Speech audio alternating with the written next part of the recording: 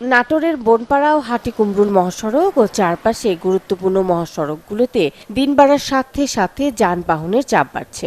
যাত্রীবাহী বাস, ট্রাক, মাইক্রোবাসের পাশাপাশি ছোট বড় যানবাহনের চলাচলও বেড়ে গেছে। এই যাত্রী তোলার জন্য তারা যে প্রতিযোগিতা করে জোরে বাস চালায়, এতে করে কিন্তু এক আমাদেরও ঝুঁকি থাকে, দ্বিতীয়ত রাস্তা দিয়ে যারা চলাচল করে তারাও কিন্তু ঝুঁকির মধ্যে পড়ে এবং এই সময় কিন্তু দুর্ঘটনা বেশি হয়। এখানে গাড়ির খুব যানজট লাগে, কার আগে কারা ওভারটেক করে চলে যাবে এই চিন্তা মানে করে খেলে এগুলা করতে করতে গাড়ি অ্যাক্সিডেন্ট হয়ে যায় রাস্তার মধ্যে। তবে অনেকের অভিযোগ কিছু বাস চালকের বেপরোয়া গতি এবং ওভারটেকিং এর কারণে ঘটে দুর্ঘটনা।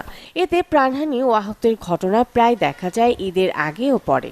ঘুমের কারণে আপনার অ্যাক্সিডেন্ট হয়েছে, তারপরে ওভারটেক করতে যায়, ওভারটেক করছে, আবার আরেকজন ওভারটেক করতে গিয়েছে, তারপরে এগুলোর কারণ থেকে অ্যাক্সিডেন্ট আপনার বেশি হয়। ছোট যে যানবাহনগুলো সেগুলোকে তুলনামূলকভাবে বড় যেগুলো গাড়ি আছে, বাস, ট্রাক, এগুলো ওইভাবে গায়ে লাগায় না, চোখে না দেখে এইরকম অবস্থায় গাড়ি ড্রাইভিং করে, যার ফলে দুর্ঘটনা হয়। নাটোর জেলার পরিবহন সারা বাংলাদেশে চলে। সবাই ঈদে আনন্দ করতে ঘরমুখী আসবে এবং তাদেরকে আমরা গন্তব্যস্থলে পৌঁছে দেব। আমাদের গাড়ি চলার ক্ষেত্রে হাই রোডে এই Nosimon, Korimon, auto, CNG, three wheeler এইসব গাড়ি কারণেই দুর্ঘটনাগুলো বেশি ঘটে। স্থানীয়দের দাবি মহাসড়কে ফিটনেসবিহীন গাড়ি চলাচল বন্ধ সহ শৃঙ্খলা নিশ্চিত করা, ছোট যানবাহনের নিয়ন্ত্রণ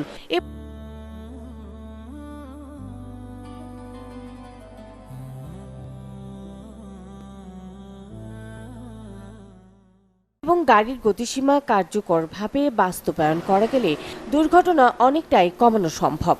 মেন রোডে আমাদের মূল প্রবলেম হলো অটো প্লাস আপনার মনে করেন যে ভ্যান, মানে অবৈধ যে গাড়িগুলো আছে আর কি, ছোট যানবাহন যে গাড়িগুলো আছে আর কি, অটো, ভ্যান, রিক্সা, এগুলোর জন্য আমাদের মূল সমস্যা। এগুলো যদি হাই রোডে না থাকে তাহলে আমাদের বড় গাড়ির কোনো প্রবলেম হবে এটা আমরা আশা করি না। প্যাসেঞ্জার পারাপারি করে, এদিকে রোডে আবার মনে করেন যে এইসবের কারণেই আমাদের একটু দুর্ঘটনা হওয়ার সম্ভাবনা থাকে। আমরা চাই যে মানে রোডে যাতে যাত্রী আমার প্যাসেঞ্জাররা খুব পারাপারি না করে, আবার রোডটা এই যে গাড়ি যাচ্ছে, অটো যাচ্ছে, ভ্যান যাচ্ছে, একই রোডে তো আমরা সব মানে চলি। ছোট গাড়িগুলো বেশি সমস্যা। এই আপনার এই যে বাইক যেগুলো আছে, আমাদের গাড়ি তো সবসময় 60-70 স্পিড থাকে কম বেশি, ঠিক আছে, এটার কারণে মনে করেন আমাদের ব্রেকে দাঁড়া যেতে হয়, ওরা তো ডান বাম কিছুই বোঝে না।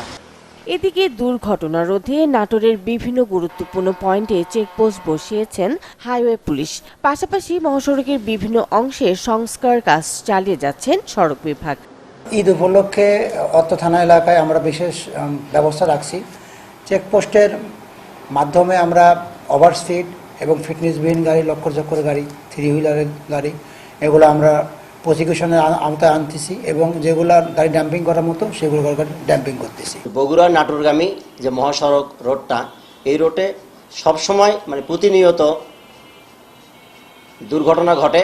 তার একটাই কারণ যে প্রায় উত্তরবঙ্গের 8-10টা জেলার গাড়ি সবসময় এই রোডে চলাচল করে এবং নাটোর থেকে যে ঢাকাগামী রোডটা, এই রোডেও এই আপনার সাঁসকোর বনপাড়া রোডটা, এখানে বেশিরভাগই দুর্ঘটনায় কবলিত হয়। আমাদের দেশের নাগরিকদের এই ঈদ যাত্রা নিরবিচ্ছিন্ন করার জন্য সড়ক বিভাগ কর্তৃক সড়কের মেরামত কাজ চলমান রয়েছে। আমরা আশা করতেছি যে 2-1 দিনের ভিতরে আমাদের সকল মেরামত কাজ শেষ হয়ে যাবে। এক্ষেত্রে ঈদগামী মানুষ নিরাপদে, নিরবিচ্ছিন্নভাবে এবং খুব দ্রুত সময়ের ভিতরে তার গন্তব্যস্থলে পৌঁছাতে পারবে।